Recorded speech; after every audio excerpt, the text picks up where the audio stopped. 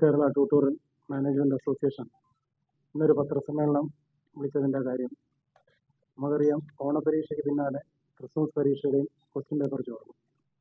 ഇതിലെ കുറ്റക്കാരെ നിയമത്തിന് മുന്നിൽ കൊണ്ടുവരിക എന്ന ഉദ്ദേശവും അതുപോലെ തന്നെ നമ്മുടെ രണ്ടാം സംസ്ഥാന സമ്മേളനം തിരുവനന്തപുരത്ത് വെച്ച് ചേരുന്നു. അതിൻ്റെ കാര്യങ്ങൾ പറയാനാണ്. നമുക്കറിയാം, അടുത്ത കാലത്ത് കേരളത്തിൻ്റെ പൊതുവിദ്യാഭ്യാസം എന്ന് പറഞ്ഞാൽ മറ്റ് സംസ്ഥാനങ്ങൾക്ക് തന്നെ മാതൃകയാണ്. അപ്പോൾ ഈ വിദ്യാഭ്യാസത്തെ തന്നെ അതിൻ്റെ നിലവാരത്തിന് തന്നെ തകർക്കുന്ന രീതിയിൽ അടുത്ത കാലത്ത് ക്വസ്റ്റ്യൻ പേപ്പർ ചോർച്ച വന്നിട്ടുണ്ട്.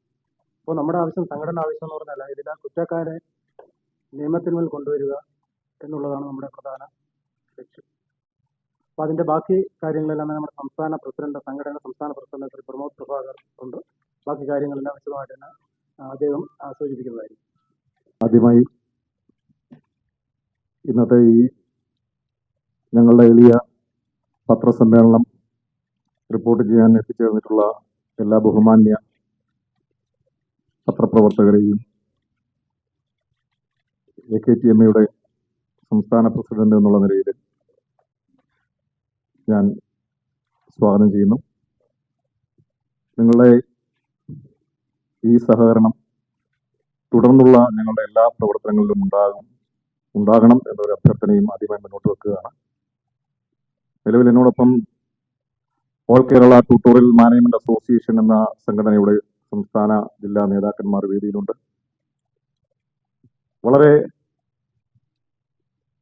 പ്രത്യേകത നിറഞ്ഞ ഒരു സമയത്താണ് ഞങ്ങൾ ഈ ഒരു മീറ്റിംഗ് സംഘടിപ്പിക്കുന്നത്. കാര്യം, ഞങ്ങൾ രണ്ടാമത് സംസ്ഥാന സമ്മേളനം ഈ 30-ാം തീയതി ഇതേ ബിൽഡിങ്ങിൽ നടക്കുകയാണ്.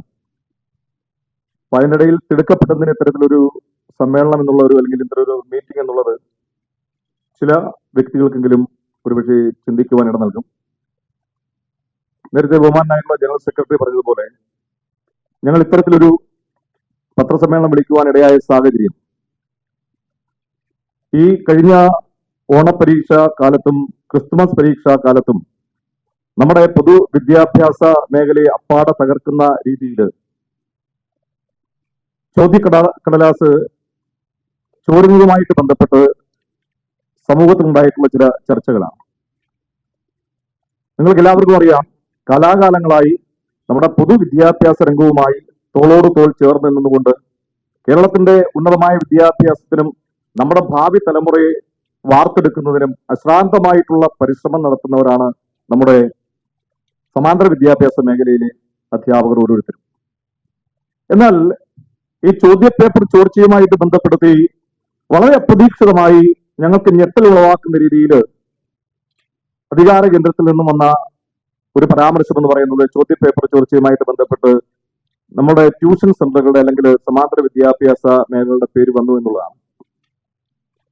ഇതില് ഈ ഒരു പ്രസ് മീറ്റിലൂടെ ഞങ്ങൾ ഈ സമൂഹത്തോട് പറയുവാൻ ആഗ്രഹിക്കുന്നത്, ഇത്തരം ചോദ്യപേപ്പർ ചോർച്ചയുമായി കേരളത്തിലെ സമാന്തര വിദ്യാഭ്യാസ സ്ഥാപനങ്ങൾക്ക് യാതൊരു തരത്തിലുമുള്ള പങ്കില്ല.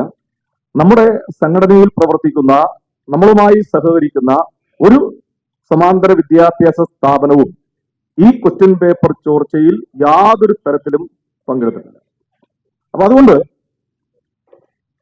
നമ്മൾ പറയാൻ ഉദ്ദേശിക്കുന്ന കാര്യം, ഗവൺമെന്റ് ഇപ്പൊ തന്നെ അന്വേഷണം പ്രഖ്യാപിച്ചിട്ടുണ്ട്. അതിന്റെ നടപടികളുമായിട്ട് മുന്നോട്ട് പോകുന്നുണ്ട്. തീർച്ചയായിട്ടും അത് സ്വാഗതാർഹമാണ്.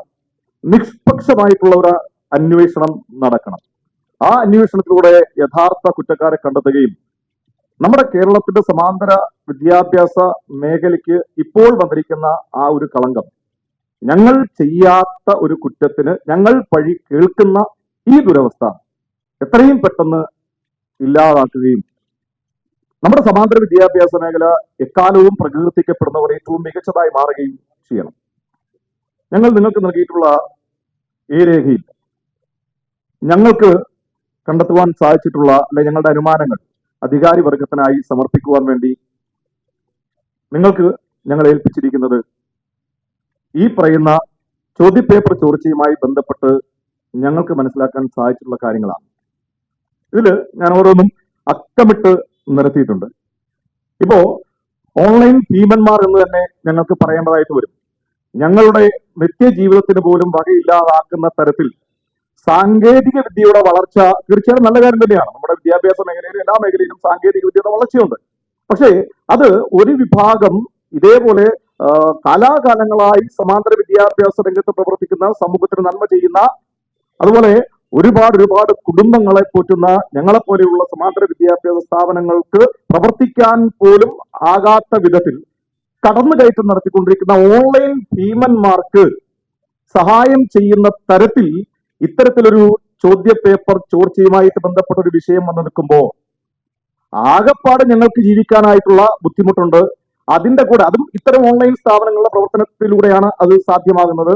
കാര്യം ട്യൂഷൻ പഠിപ്പിക്കുന്ന സമയത്തും അതുപോലെ തന്നെ ഞങ്ങൾ പരീക്ഷ നടന്നതിൽ പരീക്ഷയുടെ തലേന്നുള്ള പരീക്ഷാ പ്രിപ്പറേഷൻ ക്ലാസ്സിൽ പോലും കുട്ടികളെ കിട്ടാത്ത ഒരു അവസ്ഥയാണ് ഇപ്പൊ നിലവിൽ ഉള്ളത്. അപ്പൊ ഇതിന്റെ കാരണം എന്താണ് എന്ന് ചോദിച്ചു കഴിഞ്ഞാൽ നിങ്ങൾക്ക് എല്ലാവർക്കും അറിയാം, നിങ്ങളുടെ വീട്ടിലും കുട്ടികളൊക്കെ ഉള്ളതാണ്, ഈ മേഖലയുമായിട്ട് ബന്ധപ്പെട്ടതാണ് പത്രപ്രവർത്തകർ ഓരോരുത്തരും. ഈ പരീക്ഷയുടെ തലേന്ന് ഒരു യൂട്യൂബ് ചാനലിൽ വന്ന് പറയുകയാണ്, മക്കളെ ഈ ക്വസ്റ്റ്യൻ എല്ലാം നാളെ ഷുവർ ക്വസ്റ്റ്യൻസാ, ഇതേ വരത്തുള്ളൂ, ഇത് പഠിച്ചിട്ട് പോയാൽ മതി എന്ന് പറയുക. ഞാനും നിങ്ങളുമൊക്കെ ഈ പരീക്ഷയെ സമീപിച്ചിട്ടുള്ളത് ഈ ചോദ്യങ്ങൾ കാണാതെ പഠിച്ചില്ല, ഉത്തരങ്ങൾ കാണാതെ പഠിച്ച് ഉത്തരം എഴുതി മാർക്ക് മേടിക്കുക എന്നതിനപ്പുറത്തേക്ക് പഠനം എന്ന് പറയുന്ന ആ ഒരു രീതിയുടെ ഒരു പൊതുവായിട്ടുള്ള ചില സത്യങ്ങൾ അതുപോലെ തന്നെ ചില നന്മകളുണ്ട്. നമ്മുടെ കുട്ടികൾക്ക് ഉണ്ടാകണമെന്ന് നമ്മൾ ആഗ്രഹിക്കുന്ന കഴിവുകൾ ഈ പരീക്ഷയിലൂടെ നേടിയെടുക്കാൻ കഴിയാതെ വെറും ഒരു പരീക്ഷണമായിട്ട് മാറുക എന്ന് പറയുന്ന ആ ഒരു നഗ്ന സത്യത്തിലേക്കാണ് ഇത്തരം യൂട്യൂബ് ചാനലുകളുടെ പ്രവർത്തനത്തിലൂടെ നമ്മുടെ കേരളം സാക്ഷ്യം വഹിക്കുന്നത്. അതുകൊണ്ട് ഈ നമ്മൾ കേവലം ഒരു യൂട്യൂബ് ചാനലിന്റെ മാത്രമല്ല നമ്മൾ കുറ്റം പറയാറുള്ളത്, അല്ലെങ്കിൽ അവരിൽ മാത്രം നമ്മൾ പരാതി പറയുകയല്ല. ഈ സമഗ്രമായിട്ടുള്ള എല്ലാ യൂട്യൂബ് ചാനലുകളുടെയും പ്രവർത്തനങ്ങളെ സംബന്ധിച്ച് നിങ്ങൾ സമഗ്രമായ അന്വേഷണം നടത്തണം. നിങ്ങൾക്ക് സത്യം ബോധ്യപ്പെടും. ഞങ്ങൾ ട്യൂഷൻ സെന്ററുകാര് ഇതുവരെയും ഇത്തരത്തിൽ ചോദ്യപേപ്പർ ചോർത്തിക്കൊണ്ടൊരു പ്രവർത്തനം നടത്തിയതായിട്ട് കേരളത്തിൽ ഇന്നേ വരെ ഒരു ചരിത്രം വന്നിട്ടില്ല. എന്നാണോ ഇത്തരത്തിലുള്ള ആ ഒരു ഓൺലൈൻ മാധ്യമക്കാരുടെ കടന്നുകയറ്റം വന്നിട്ടുള്ളത്, അതിനുശേഷം മാത്രമാണ് ഇത്തരത്തിലുള്ള ഒരു അവസ്ഥയിലേക്ക് കാര്യങ്ങൾ എത്തി നിൽക്കുന്നത്.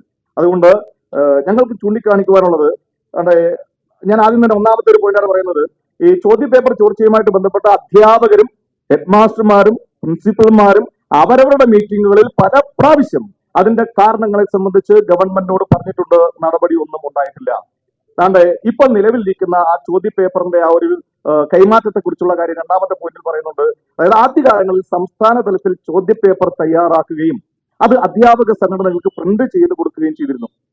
എന്നാൽ ഇന്ന് കേന്ദ്ര സർക്കാരിന്റെ സാമ്പത്തിക സഹായത്തോടു കൂടിയാണ് ക്വസ്റ്റ്യൻ തയ്യാറാക്കുന്നത്. സംസ്ഥാന തലത്തിൽ ഒരു ടീം ചോദ്യപേപ്പർ തയ്യാറാക്കുകയും SSA മുഖാന്തരം അത് പ്രിന്റ് ചെയ്യുകയും SSA അതുപോലെ എല്ലാ BRCകളിലേക്കും അല്ലെങ്കിൽ അതാത് വകുപ്പ് ഓഫീസുകളിലേക്കും അല്ലെങ്കിൽ കോർ സെന്ററുകളിലേക്കും അത് അയച്ചു കൊടുക്കുകയുമാണ് ഇന്ന് ചെയ്യുന്നത്. ഈ സ്ഥലങ്ങളിൽ വെച്ചിട്ടാണ് ചോദ്യക്കടലാസുകൾ സോർട്ട് ചെയ്യുന്നത്. ഈ സെന്ററിൽ വെച്ചിട്ടാണ് ചോദ്യക്കടലാസുകൾ സോർട്ട് ചെയ്യുന്നത്. അതിനാൽ ഇതേ സമയം സംസ്ഥാനത്ത് ഒട്ടേറെ സ്ഥലങ്ങളിൽ യാതൊരു സുരക്ഷയുമില്ലാതെ 9ാം ക്ലാസ് വരെയുള്ള ചോദ്യപേപ്പർ സോർട്ട് ചെയ്യുന്ന രീതി ഇപ്പോൾ ഉണ്ട്. ഇത്തരം രീതി മാറ്റണമെന്ന് നിരവധി തവണ അധ്യാപകരും ഹെഡ്മാസ്റ്റർമാരും പ്രിൻസിപ്പൽമാരും അവരുടെ മീറ്റിംഗുകളിൽ ആവശ്യപ്പെട്ടിട്ടുണ്ട്. സ്വാഭാവികമായിട്ടും ഈ വലിയ സ്കൂളുകൾ, ഒരുപാട് കുട്ടികൾ പഠിക്കുന്ന സ്കൂളുകളിൽ BRCകളിൽ നിന്നൊക്കെ അയച്ചു കൊടുക്കുന്ന ക്വസ്റ്റ്യൻ പേപ്പർ ആവശ്യത്തിന് തികയാത്തത് കൊണ്ട് ആ പരീക്ഷയ്ക്ക് ഇതിനു മുമ്പ് അത്തരത്തിൽ അനുഭവം ഉള്ളത് കൊണ്ട് അതാത് ചാർജുള്ള അധ്യാപകർ പരീക്ഷയ്ക്ക് തലേന്ന് ഈ ക്വസ്റ്റ്യൻ പേപ്പർ എണ്ണി നോക്കുകയും കുറവുള്ളവ ഫോട്ടോസ്റ്റാറ്റ് എടുത്ത് സൂക്ഷിക്കുകയും ചെയ്യുന്ന ഒരു രീതി നിലവിൽ ഉണ്ട്. അപ്പൊ അത്തരത്തിലുള്ള കാര്യങ്ങൾ നിലവിൽ മുന്നോട്ട് പോകുമ്പോൾ എങ്ങനെയാണ് സാർ ക്വസ്റ്റ്യൻ പേപ്പർ ചോരാതിരിക്കുന്നത്? അതുപോലെ തന്നെ ഓൺലൈൻ മാധ്യമങ്ങളിൽ പ്രവർത്തിക്കുന്ന ആളുകളിൽ ചില ആളുകളെങ്കിലും ദിവസ വേതനക്കാരാണ് സ്വാഭാവികമായിട്ടും. അപ്പൊ ഇവർക്ക് ഈ ഓൺലൈൻ മാധ്യമക്കാരുമായിട്ടോ അല്ലെങ്കിൽ അതുമായിട്ട് ബന്ധമുള്ള ആരെങ്കിലുമായിട്ടോ ഒക്കെ ബന്ധം ഉണ്ടാവുകയോ അല്ലെ അവരുടെ ഏജന്റുമാരായി പ്രവർത്തിക്കുകയോ ചെയ്താൽ നമുക്ക് ഇത്തരം ചോദ്യപേപ്പർ ചോർച്ച തീർച്ചയായിട്ടും ഉണ്ടാകും. അങ്ങനെ ഒട്ടനവധി കാര്യങ്ങൾ ഇതുമായിട്ട് ബന്ധപ്പെട്ട് ഉണ്ടായിരിക്കെ ട്യൂഷൻ സെന്ററുകൾ ഈ ചോദ്യപേപ്പർ ചോർച്ചയുമായിട്ട് ബന്ധപ്പെട്ട് പരാമർശിക്കപ്പെട്ടത് ഞങ്ങൾക്ക് വേദന ഉളവാക്കി. ഒരിക്കലും ഞങ്ങൾ ആരും ഇതിനെ അനുകൂലിക്കുന്നില്ല. അതുകൊണ്ട് നിഷ്പക്ഷമായിട്ടുള്ള ഒരു അന്വേഷണം വേണം. ഏതെങ്കിലും ഒരു മേഖലയിലേക്ക് മാത്രം അന്വേഷണം ഒതുങ്ങുക എന്നതിനപ്പുറത്തേക്ക് നിഷ്പക്ഷമായിട്ട് അന്വേഷണം വേണം. കുറ്റക്കാരെ കണ്ടെത്തണം, അവരെ വിചാരണ ചെയ്യണം. യാതൊരു കാരണവശാലും അവർക്ക് രക്ഷപ്പെടാൻ ഉതകുന്ന രീതിയിൽ അവസരം ഒരുക്കാതെ ശക്തമായ നടപടി ഉണ്ടാകണം. അതുപോലെ ഭാവിയിലും ഇത്തരം കാര്യങ്ങൾ ദുഷ്ചെയ്തികൾ ആവർത്തിക്കാതിരിക്കാൻ നടപടി ഉണ്ടാകണം. ഞങ്ങൾ സദാ ജാഗരൂകരായിട്ടുണ്ടാവും. അതിന്റെ ഭാഗമായിട്ട് തന്നെയാണ് ഞങ്ങൾ ഇന്ന് നിങ്ങളുടെ മുമ്പിൽ ഈ ഒരു മീറ്റിംഗ് സംഘടിപ്പിക്കുന്നത്. നമ്മുടെ പൊതുവിദ്യാഭ്യാസ മേഖല ഒരുപാട് ബുദ്ധിമുട്ടുകളെ നേരിടുന്ന ഒരു കാലഘട്ടം കൂടിയാണ് ഇത്. ഏറ്റവും പ്രധാനമായും ഈ ഒരു ചോദ്യപേപ്പർ ചോർച്ചയുമായിട്ട് ബന്ധപ്പെടുത്തിയിട്ടുള്ള ഈ ഒരു സാഹചര്യത്തിൽ നമുക്ക് മനസ്സിലാക്കാൻ സാധിക്കും. നിങ്ങൾക്കറിയാം, ഇപ്പോ ഈ +2 തലത്തിൽ ഓപ്പൺ സ്കൂളിന്റെ രജിസ്ട്രേഷൻ പല ജില്ലകളിലും കൂടിക്കൂടി വരുന്നതായിട്ട് ബഹുമാനിയായിട്ടുള്ള പത്രപ്രവർത്തകങ്ങൾ അന്വേഷിക്കണം. ചില സ്കൂളുകളിൽ മാത്രമായി ചില ജില്ലകളിൽ മാത്രമായിട്ട് ഇത്തരത്തിൽ ഓപ്പൺ സ്കൂളുകളുടെ രജിസ്ട്രേഷൻ കൂടുന്നു. അതായത് ചില ഈ ഭീമന്മാരായിട്ടുള്ള ആളുകൾ ചില സ്കൂളുകൾ ഏറ്റെടുക്കുന്നു, അവരെ എൻട്രൻസ് പോലെയുള്ള ക്ലാസുകൾക്ക് വേണ്ടിയിട്ട് പ്രിപ്പയർ ചെയ്യിക്കുന്നു. ആ കുട്ടികളെ ഈ പറയുന്ന രീതിയിൽ സ്വകാര്യയിൽ പ്രൈവറ്റ് ആയിട്ട് രജിസ്റ്റർ ചെയ്യിപ്പിച്ച് അവരെ കൊണ്ട് പരീക്ഷ എഴുതിക്കുന്നു. നിങ്ങൾ അന്വേഷിച്ചാൽ നിങ്ങൾക്ക് മനസ്സിലാവും. അവർക്ക് പൊതുവിദ്യാഭ്യാസ മേഖലയിൽ നമ്മൾ കൊടുക്കുന്ന യാതൊരു തരത്തിലുള്ള കാര്യങ്ങൾ ആ കുട്ടികൾക്ക് ലഭിക്കാറില്ല. അവർക്ക് യുവജനോത്സവങ്ങളില്ല, സ്പോർട്സ് പരിപാടികളിൽ പങ്കെടുക്കേണ്ട, നമ്മുടെ പൊതുവിദ്യാഭ്യാസവുമായിട്ട് ബന്ധപ്പെട്ട ബാക്കി എക്സ്ട്രാ കരിക്കുലർ ആക്ടിവിറ്റീസുമായിട്ട് ബന്ധപ്പെട്ട ഒന്നും ആ കുട്ടികൾക്ക് വേണ്ട, പഠനം മാത്രം. നമ്മളിങ്ങനെ വെറും ഒരു പഠനം മാത്രമുള്ള ഒരു തലമുറയെ സൃഷ്ടിക്കാനാണ് വിദ്യാഭ്യാസം നമ്മൾ ഉപയോഗിക്കേണ്ടത്. അപ്പൊ തീർച്ചയായിട്ടും അത്തരം കാര്യങ്ങൾക്ക് നമ്മുടെ ഗവൺമെന്റ് ശ്രദ്ധ പതിയേണ്ടെന്ന കാര്യം തന്നെയാണ്. അപ്പോ അത്തരത്തിലുള്ള കാര്യങ്ങൾ, അതായത് സാധാരണ ഞങ്ങൾ പറയുന്നത് സമാന്തര വിദ്യാഭ്യാസ സ്ഥാപനം എന്നുള്ളതാണ്. പക്ഷേ അതിനപ്പുറത്തേക്ക് മറ്റൊരു സമാന്തരമായ രീതിയിൽ കേരളത്തിന്റെ പൊതുവിദ്യാഭ്യാസം തകർക്കുന്ന രീതിയിൽ ഒരു സംവിധാനം വളർന്നു വരുന്നു എന്ന് ഞങ്ങൾ സംശയിക്കുകയാണ്. അപ്പോ ഞങ്ങൾ നിൽക്കുന്നത് കേരളത്തിന്റെ പൊതുബോധത്തിനറിയാം, നമ്മുടെ പൊതുവിദ്യാഭ്യാസത്തെ കൂടെ നിന്നുകൊണ്ട് സഹായിക്കുക.